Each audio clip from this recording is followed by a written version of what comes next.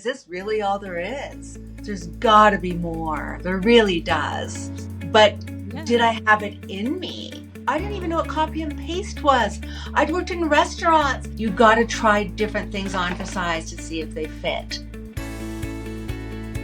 Hey everybody, and welcome to this episode of the Old Chicks No Shit podcast. I'm your host, Jennifer Arthurton.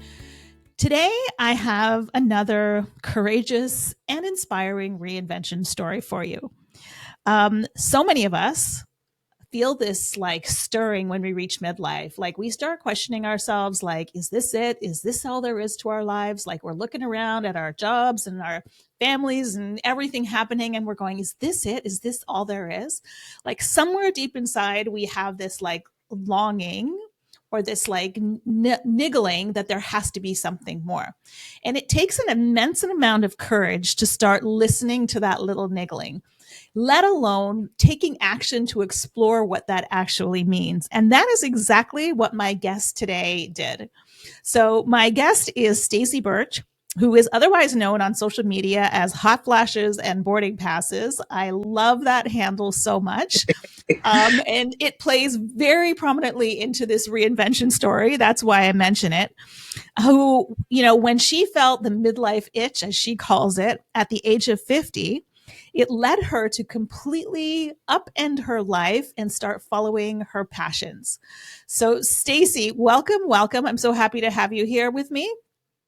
Hi, Jennifer. Thank you. Thank you for having me.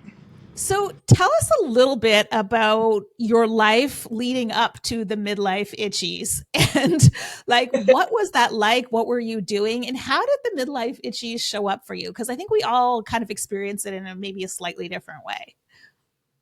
We do. I think we do get that itch. Yeah. But I am Canadian, single mom, and I was a career bartender. My son is on the autism spectrum, so working nights worked so well with him because he needed a lot of daytime attention. Yeah. And then after he was done his school as an adult, I remember standing around like, here's your ranch dressing, Bob. Here's another beer, and thinking, my goodness, like, is this really all there is? There's got to be more. There really does. But did I have it in me? Because what do you do when you're turning 50 and your entire career has been, you know, how do you like your martini? What's next? It seemed really overwhelming and daunting to even consider trying something new. Yeah. Well, I think, you know, regardless of what your career has been, whether you've been a stay-at-home mom or a corporate, you know, executive like I was or whatever, like the thought of starting something new that is like out of your comfort zone that you know nothing about is enough to keep you paralyzed in exactly where you are. Right. Because we tend to see ourselves in the boxes. Right. And it's hard to even imagine ourselves outside of a box or in a different box. Right. Because we've spent so much time, like we've invested a lot in that box that we're in. Yes, we have. And it's comfy. It's uncomfortable, but it's still like that comfort of the familiar. So taking a leap and being bad at something or new at something, I find it can be really hard at this age.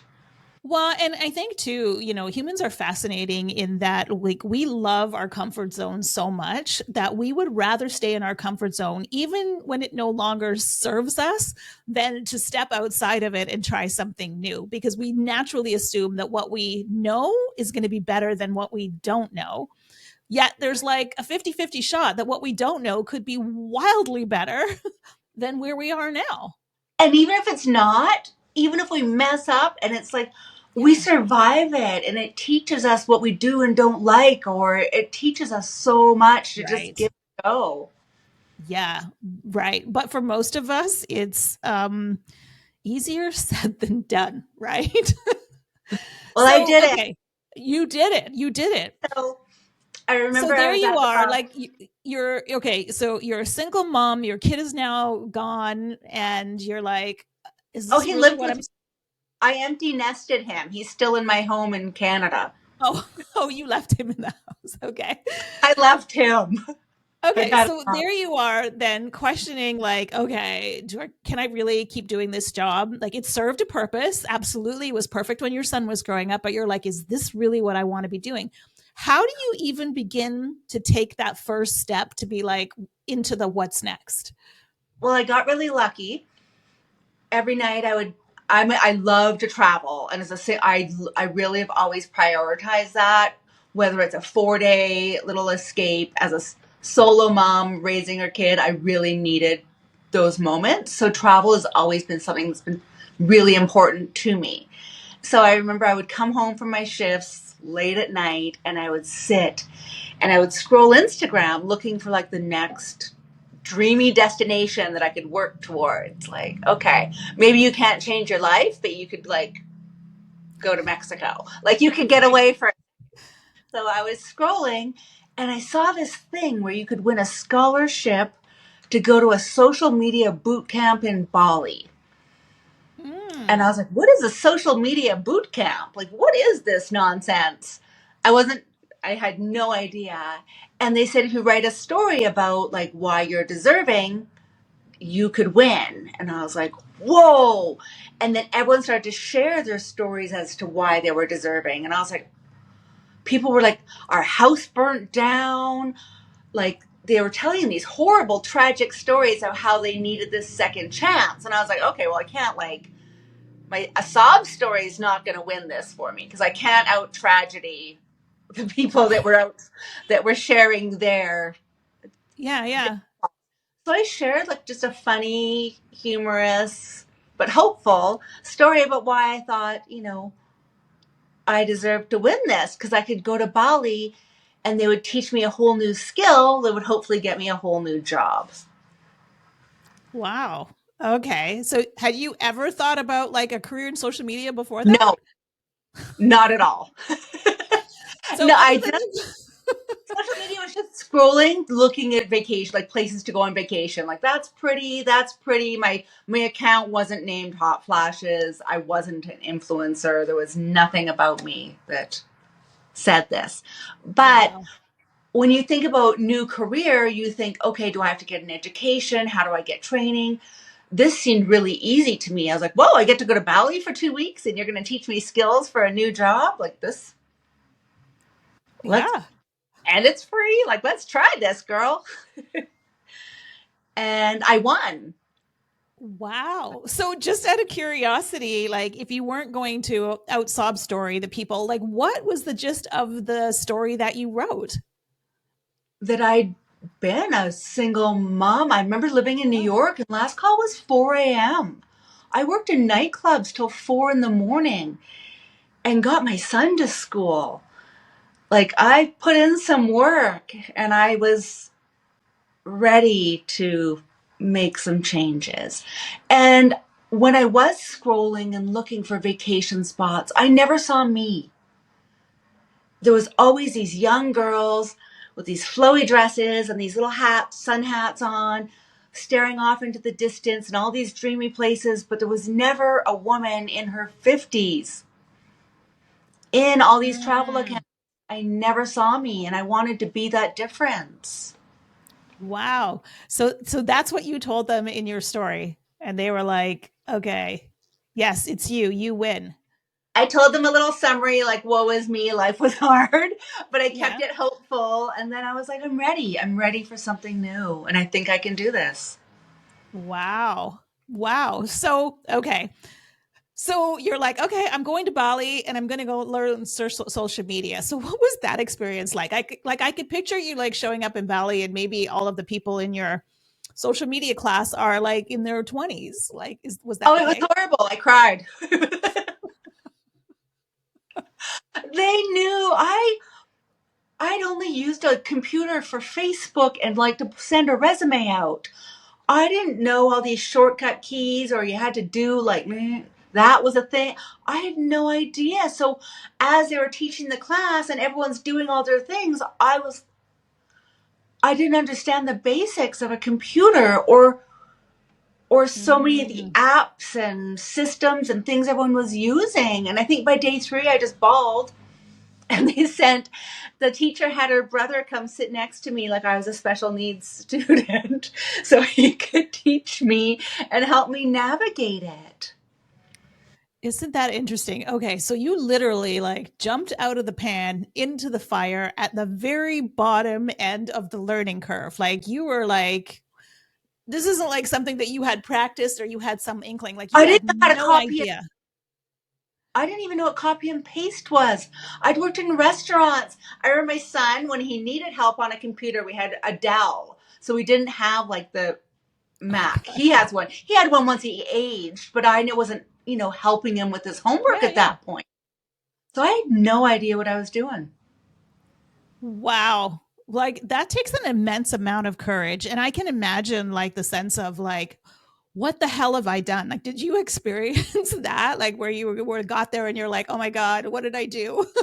They gave me the scholarship, so I felt this immense like the pressure that I was supposed to be the golden child, like their success story, because they invested in me their time.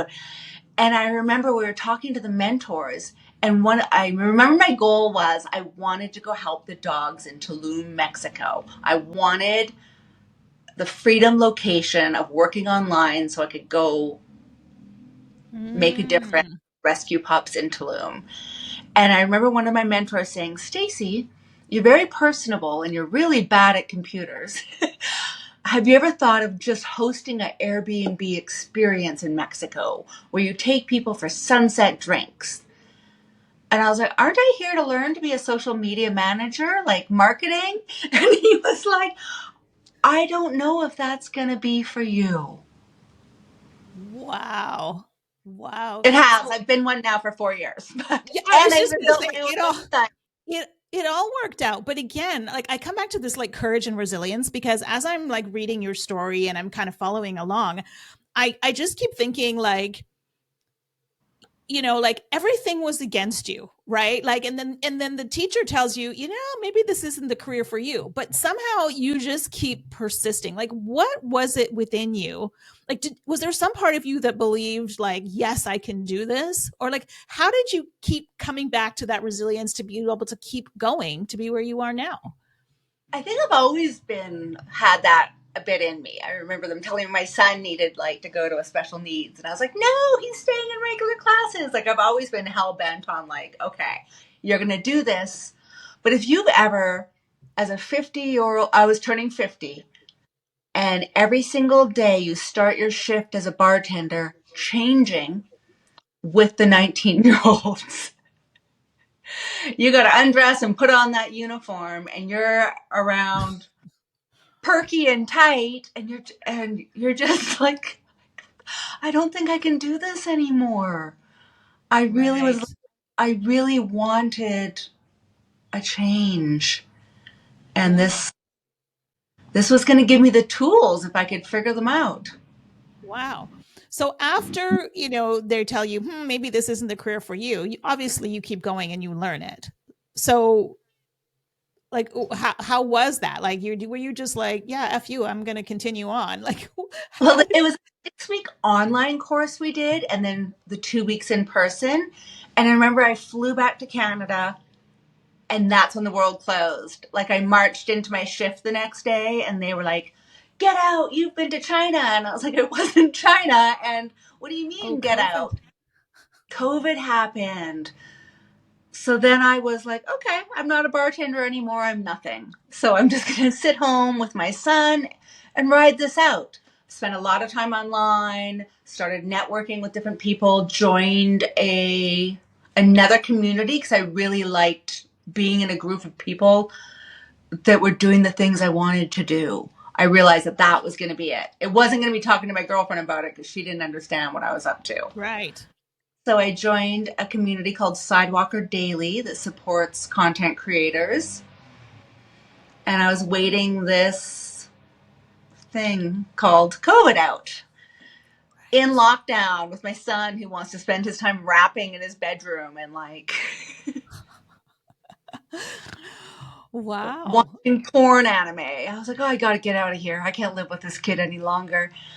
And then the dog rescue, I'd been to Tulum, Mexico before, And I remember crying over the dog situation there. And I was a flight angel where I would fly rescue pups from Mexico to Canada. Right. So I'd done that in the past. And during lockdown, the rescue messaged me and said, there's no flights. No one's flying. We're inundated. I know the world tells you don't travel right now, but would you risk it and come down here and grab 7 or 12 dogs and bring them to their new homes in Canada? Wow. And I said, okay, I'll risk it. And I masked up and I was nervous and I got on that flight and then I got down to Mexico and I was like, oh my God, I could just like frolic on a beach. I can ride my bicycle. There's a whole world down here that I could do right now during lockdown. So I Mm-hmm. reached out to the lady and said, after I drop these dogs off in Canada, could I give you a hand? And she said, you can come stay with me for 3 months. And I lived there for 4 years.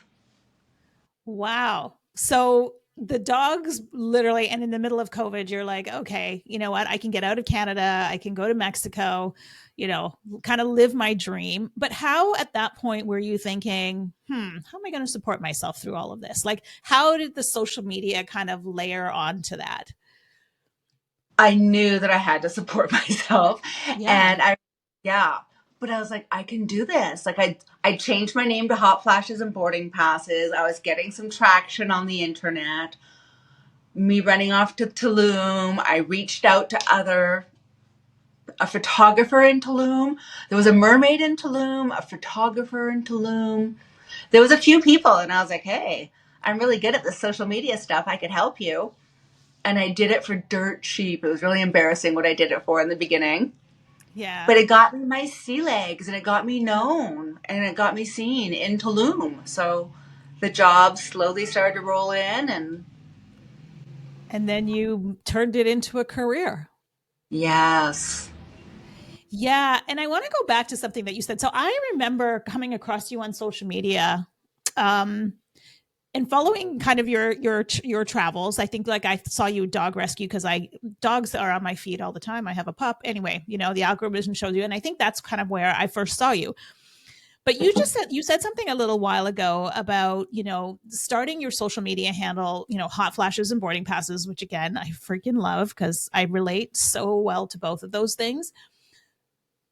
You said, you didn't see your likeness, like as in the likeness of a midlife woman doing this like travel blogger or travel influencer anywhere, No. right? Which is so true. In 2020, I didn't see anyone. And even till today, the majority of travel influencers that are our age take pictures of the locations they're at. They'll take a picture of the beautiful castle they visited or the sunset, but they're not in it. They forget to put their face in it because I want to see someone that looks like me doing these things. And they don't do that. Right. So you were like, okay, I'm stepping in front of the camera to show women like this is what's possible for Yes. you as a woman in your 50s. Like you don't need Yes. to be covered up, you don't need to be whatever. Like it's okay to be in front of the camera, which is very brave because a lot of women just don't like being I'm one of them. Don't like being photographed, right? Like Oh, I I got was my so travel scared pictures. the first 2 times. I was terrified. I hated it. Yeah. But there you are. And that's how you built like the following of hot flashes and boarding passes. I mean, hot flashes, all midlife women are relating, most of them, right? And Mm-hmm. showing them what's possible, which I love, which is kind of what attracted me to your account in the first place was like, this is different. This is different than what I normally see. And I'm sure you must get tons and tons of messages from women about how inspiring it is. I do actually. It freaks me out. I forget Yeah. that in a sea of sameness in our midlife niche, it feels good to be a little different. Yeah. And the other thing I loved about your account was like, we all feel like as women we're told we have to live up to a certain ideal. We must look a certain way. We must, be and we spend, I mean, the anti-aging industry is what, how many billions of dollars, right? Like trying to sell us products so that it looks like we don't age. But you went out there and you really just unapologetically owned who you were, what you look like, and how you showed up in the world, which was so refreshing to see because we don't see a lot of that. I mean, most social media feeds are pretty well, orchestrated. And I think that's probably one of the most appealing things about yours is that it's just so real. I think if I was in the beginning, I struggled with that. I really did. I think I used filters when I first started. Yeah. And I used filters when I first started. I think if I was living, like, let's say if I was living in New York City and off to like my job, I might have kept it together a little more. But I was running through the sweaty jungles of Tulum with dogs. So aesthetics just weren't a part of my day to day life. And then, you know how you always, for some reason, you have that one frenemy that you need to let go of and you don't? There was a girl, a friend, an ex-friend in my life, and every time I would post a picture, she would say, I could have made you look so much better. And she would send me back a picture of myself that she had edited and given me a smaller waist, whiter teeth. And she's like, see, you could have looked like this. And I pushed back against that really hard. And that's when I started like showing up more raw, more natural than ever before. I dropped the filters, I dropped everything. And I was like, no, I can show up as me and that's okay. Yeah. And it's like I said, it's so refreshing to see because one of the things that I truly believe, and I say this all the time, so people who have been listening to the podcast, is that this is the chapter of authenticity. This is the chapter for us where we just like come into who we are. Well, for many of us, we discover who we are, right? Like we discover so many things about ourselves, right? And it's where anything that's no longer serving us gets stripped away, right? And we become more of who we are at the core of our being, like more real, more authentic than we've ever been in our entire lives, in a world that wants us to not be that, like to not age, to not gray, to not gain weight, to not, do all of the things. And so I think your embodiment of that through hot flashes and boarding passes is really, really beautiful because it really is so authentic, so real to who you are as a person. It took me time to get there, but I did. I Yeah. think we need to see that. I think I want to see other women that look like me thriving in bodies that look like ours. I really Mm-hmm. do. Yeah. I think it's important because if we're going to change the paradigm of, that middle-aged women are less attractive, less relevant, less valuable, like we need to start really just owning who we are because as long as we play into that narrative, it will continue.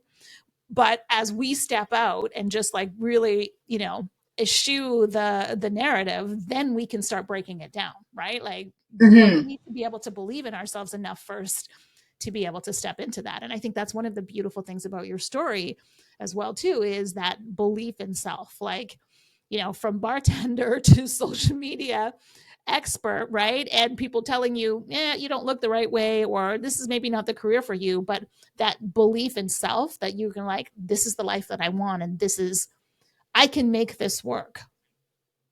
I could. This app, Yeah. I'm not like a paramedic. This app ain't saving lives. Like, I can figure it out. You put some time into anything and you're going to figure it out. Yeah.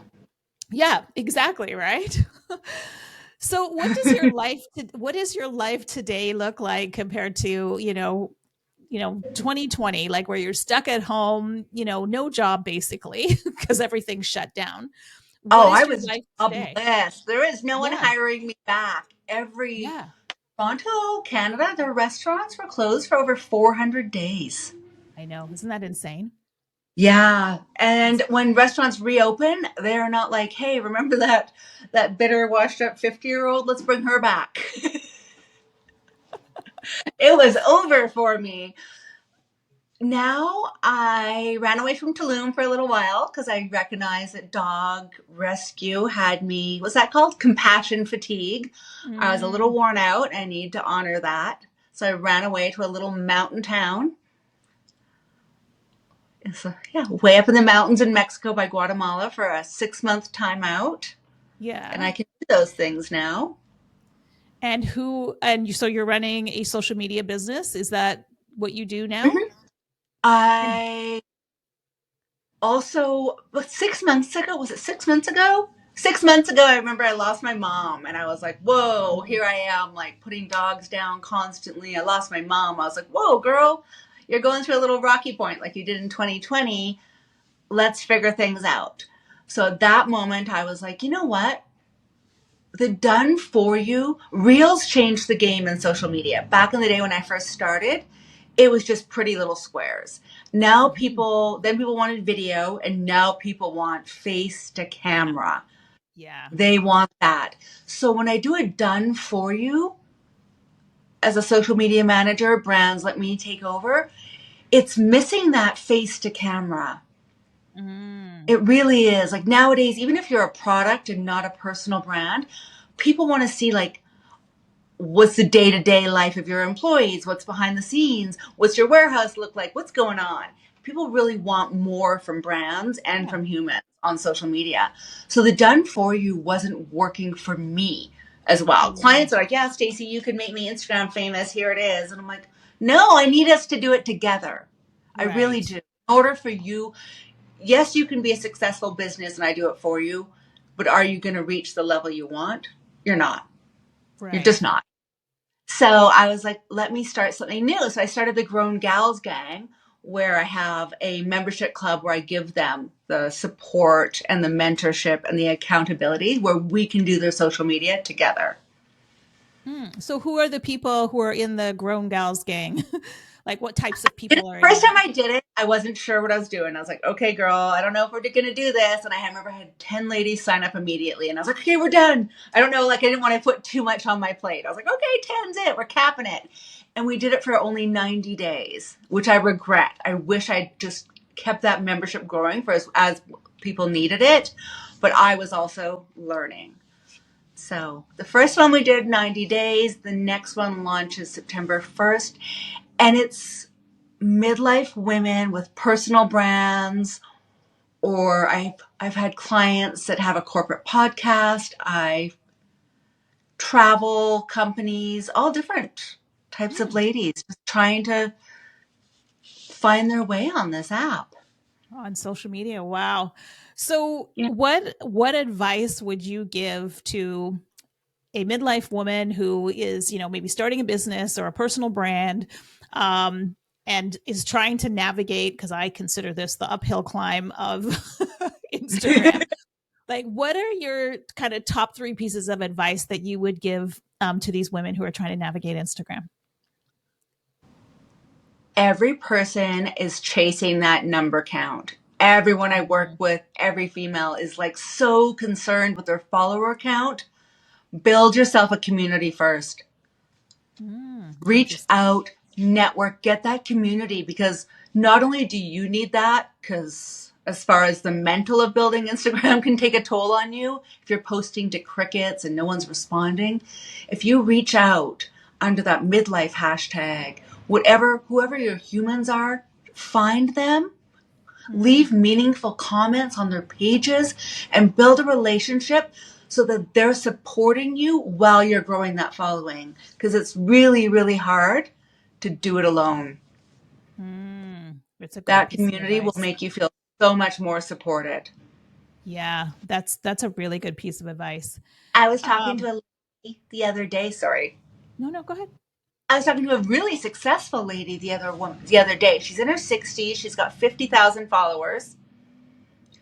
And she's really stressed out. She wants to get to 100,000. And I was like, but why? Seriously, like you're 50,000 followers. Like what's 100,000 going to do for you? And why are you beating yourself up, posting 7 days a week, chasing this algorithm, burning yourself out for what? And she said, well, I'm an influencer and it's very important, my numbers. And I said, girl, look around. How many other women in their 60s have 50,000 followers? Think Mm, about the pool you're in right now. You're like a big fish in a small pond. If you stopped posting 7 days a week and chasing that number and focused on the quality of your content, your media kit, and how you pitch to brands, you're going to make so much damn money. You don't need to keep battling this algorithm, but we really get caught Yeah. up with that. Yeah, that is so true because and you will never win against the algorithm because just when you've got it down, it's going to It change. changes. So, yeah, It yeah, changes. it's a losing battle for sure. For sure. The community's huge. Build your community. Reach And out. how Find humans. yeah, find humans. Yeah, that's so true. Find your And humans. Find the ones that are going to be into you, girl. yeah, that is so true. I love that advice. And what would you say to a woman right now who is in that? I got the itchies, like I'm questioning the what's next. Like what's the advice that you would give to somebody who's in that spot right now? Don't be scared to try things on for size. Hmm. I Yes. think when you're young, we will try everything. Like, oh, I'm going to be this. I'm going to have this hairstyle. I'm going to be preppy. I'm going to be a rocker. I'm going to be this. And I think at our age, I remember saying I was going to be a blogger. And then when I wasn't a blogger, people were like, oh my God, you failed. You weren't a blogger. And I was like, bloggers don't make an income right away. It takes some time. So that wasn't for me. I tried it on, found out how it worked, and it wasn't for me. And it doesn't mean that's a failure. You got to try different things on for size to see if they fit. So many women I mentor in these programs, and they're like, I'm going to be a web designer. And they buy a brand new computer screen and a brand new desk and a brand new chair. They don't have a client. They've never tried it on for size. Do they like Mm, this? mm. Try it. Try it Yeah. out. I think that's That so important because it's so, and I see this through the women that I've interviewed on this podcast. And one of the things, like, and I've interviewed women who have reinvented themselves in their 70s and their 80s. And the one thing, the common thread through all of it is they are not afraid to be a learner. But being a learner yes, requires a level of vulnerability, right? Because for most of us, we go from being the experts in our careers and our lives and the go to people. And now all of a sudden we're in the chair where we know nothing. And it feels like a very vulnerable place to be. it is. It's so hard to be new at something at this age. To be brand Yes. new. Yeah. Yeah, it's But hard. if we can find enough, like, I think, grace and compassion for ourselves as learners, and like you said, like, you're there to learn. If you learn and you don't like it, it's like, okay, next, you move on. But again, there's that sense of, oh well, I failed. And I know, like, even when I was building my business, that same thing, it was like, like, what if I fail? What will people say? And I've realized now there really is no such thing as failure. Are there pivots? 100% there are. Yes. But I don't consider any of those failures because it's from a lesson that's learned. And you're like, okay, not for me. I need to angle it this way to make it more me. Right. And I think Yes. no matter how successful we are, if we can keep doing that, because we grow, change and grow as people, that we always need to be reevaluating, pivoting, moving, shifting to stay in alignment with who we are at this time. And it's okay that what I didn't know 2 years ago or what I thought was it 2 years ago is not it now. No, we grow, we evolve. I've grown so much over time. Yeah. Yeah. What do you think is, like, the biggest, most important lesson you learned about yourself in all of this? It's possible. I love You can that. do it. It is possible. Everything Yes. is possible. Yeah. And I love that you said that because, that's one of the reasons why I started this podcast, to interview people like you, because we all need to see possibility, right? Like, we all need to be able to Yes. get comfortable, because I know for me, when I came out of the corporate world, all of the people around me, my friends, my family, my peers, they were people who looked like me and thought like me. Right. And so I couldn't see possibility beyond this because it was all I knew. And then, I went out and started having coffee with people from all different kinds of walks of life to be like, okay, what do you do? How do you do it? What do you like about it? And it opened my eyes to so many things I didn't even know were happening. While I was in my little office tapping away on my computer, people were out there making businesses out of passions and, creative ideas and all kinds of things and making money doing it. And I was like, huh, who knew? But There's a opening whole your world I had no idea that existed. right, No clue. exactly. Exactly. And so for, when I share people's stories like yours, it's like other people will see themselves in your story and be like, huh, if it was possible for her, it's possible for me. And when you open the door of possibility, you can't close it again. Like it's forever changed you. Beyond. Yes. Right? Yeah. Yes. Yeah. So I love that. I love that you just said that. So, like, what's next for you? So here you are living in Mexico, having a thriving social media business, having a thriving social media brand. What's next for you? Where do you want to go from here? What's the next possibility for you, do you think? I don't even know. Sorry. I don't even know. And actually, that's the most exciting thing ever. My Oh, lease I is love up that. October 1st. I have no idea what's next. I'm going to figure it out. One thing I'm terrified of is public speaking, which you can't tell because I'm such an extrovert and so chatty. But if you put me on a stage, ooh, I will pass out. And there's every year there's something called the Women's Travel Fest.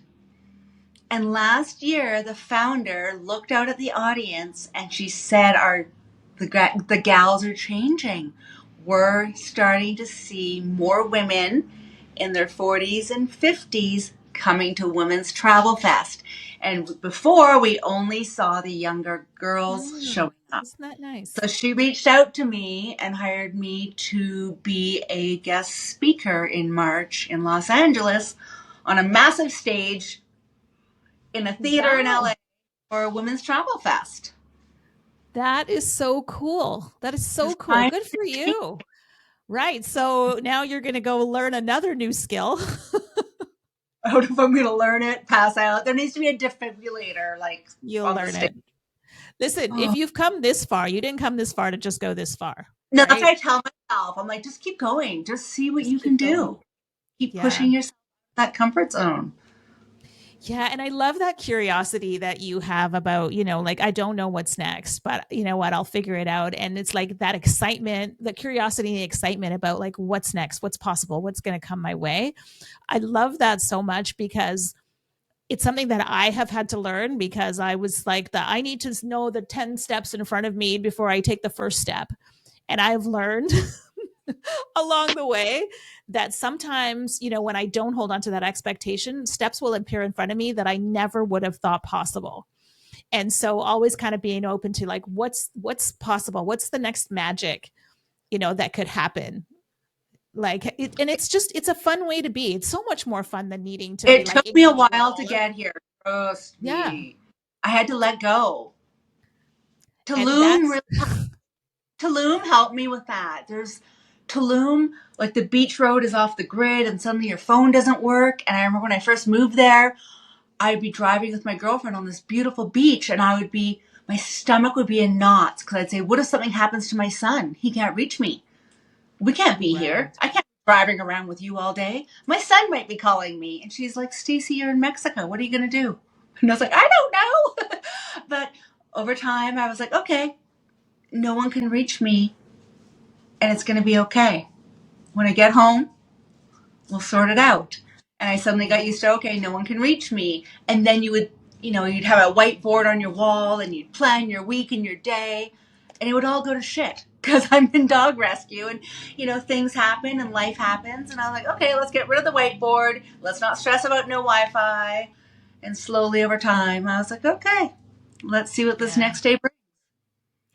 Yeah, that's such an important skill because, and I think we live in a world too that has just taught us to be, that success is being in control. Like I need to know everything about everything and exactly where I'm going. And that's the path to success. And I know, like, I too have had to unlearn a lot of that and just like let go, but let go of like so many, like even letting go of the identity of who I thought I was, right? To see like, oh, okay, well, who am I? Like, what's the possibility of who I actually am versus who I was thought I was or was trying to be.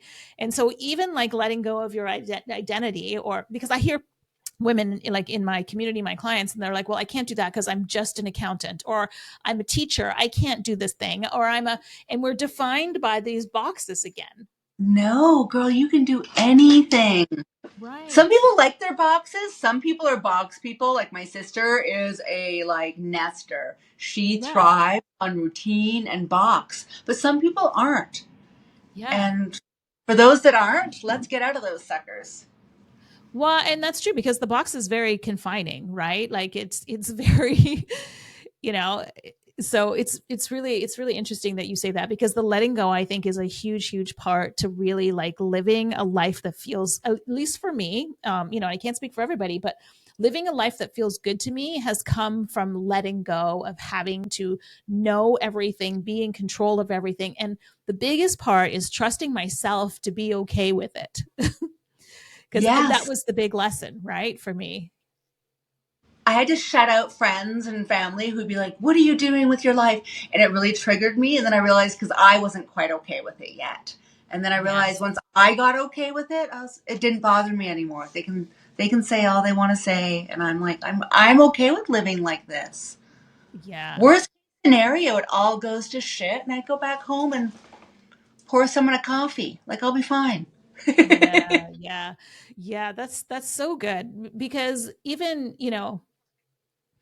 when you're first starting out and you have those kind of Bambi legs and you're new at doing what it is you're doing, and then somebody says something to you like, "Oh, well, can you really make a living doing that?" Like, that was like my experience, right? It's enough to take you out, because then all of a sudden you've now taken their fears and doubts and you've made them your own. Right? And now they walk away all happy and you're sitting there going, "Okay, well, like, is this possible?" Whereas before that, you didn't have that. So being able to, like you said, just be like, "Okay, that's your stuff. That's not my stuff." Right? I'm totally good with Mm-hmm. where I am. That, again, that takes, it takes some skill, and it Take takes some time. awareness. But Yeah, it just takes some awareness as well too, to be able to just be like, "Okay, don't put your shit on me," is what I say all the time. Like, this is like, you keep yours, I'll keep mine. I'm over here just fine, thank you. But it's true, but that can happen. Like, that is a pitfall of this journey, as we're learning, to get clear on what we want and to be like really in alignment with what we want, right? We can get taken out by other people's opinions like quite easily at the beginning. So yeah, I get it. Well, this has been an awesome conversation. Where can the listeners find you? on Instagram, hot flashes and boarding passes. And then this gal that didn't know how to copy and paste built a beautiful website, and it's hotflashesandboardingpasses.com. Excellent. Well, we'll make sure to put that in the show notes. And to anybody listening, if you are starting a business or a personal brand on social media, on Instagram specifically, do you do anything on TikTok at all? I dabble in TikTok. I have a Oh. client in TikTok. I've had clients in LinkedIn. Mm. Ugh, terrifying. Instagram is like my joy. It really is. That's your playground. Yeah. Yeah. So to anybody listening, if you're starting a brand and you're struggling with the social media aspects of it, like, hit the link here, go to Hot Flashes and Boarding Passes, and your Grown Girls Gang. Is that what it's called? Grown Grown Gals Girls Gang Gang? Yeah. launches.